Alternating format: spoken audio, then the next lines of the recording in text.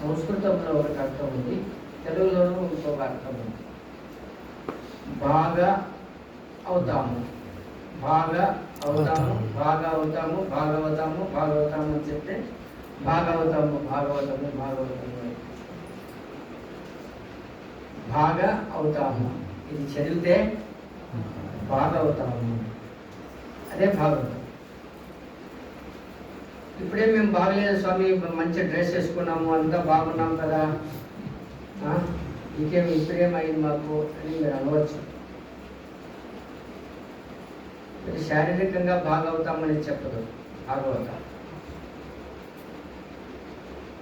మానసికంగా భాగవుతాము, ఆత్మికంగా భాగవుతాము. సంస్కృతంలో భాగవతము అంటే భగవాన్ పరమాత్మ అని.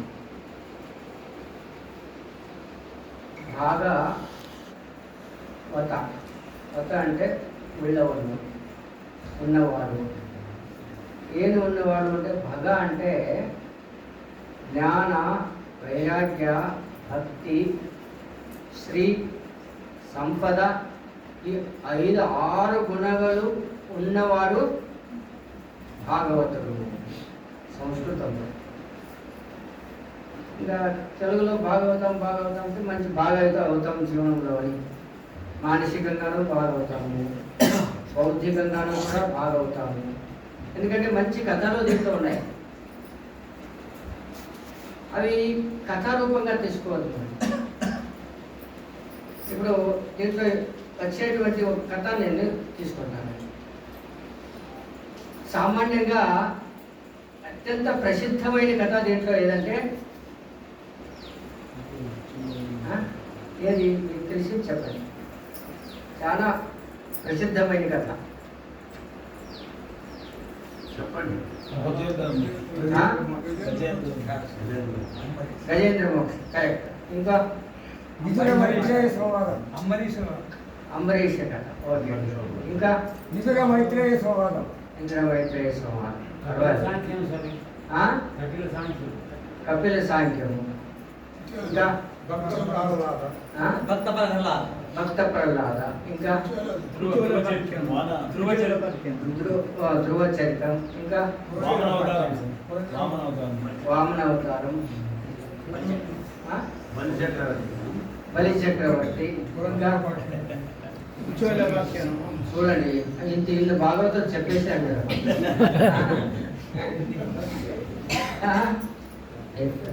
మీరు చదివినంతా కొంచెం తలలో ఉంది అని అర్థమవుతుంది. నిజంగా భాగవతం బాగా రాశాడు. సంస్కృతం కన్నా తెలుగులో బాగుందని స్వామివారు చెప్పేవారు.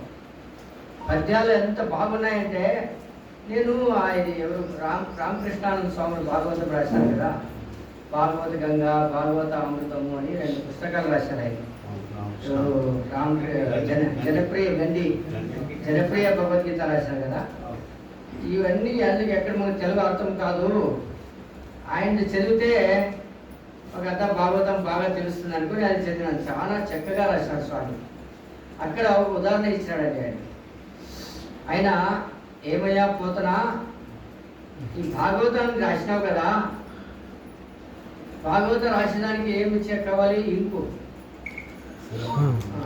కావాలి కదా.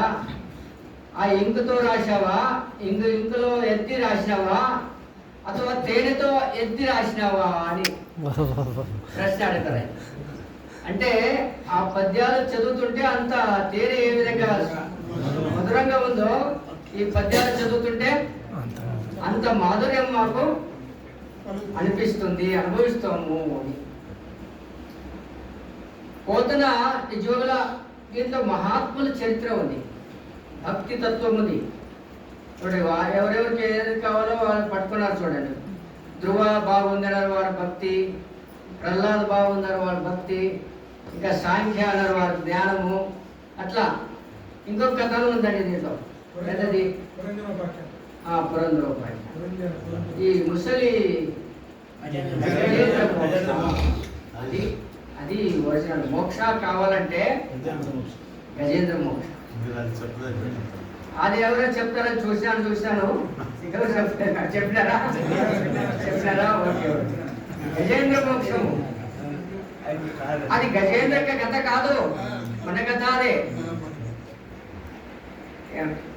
ఆ గజాన్ని చూడండి ఎంత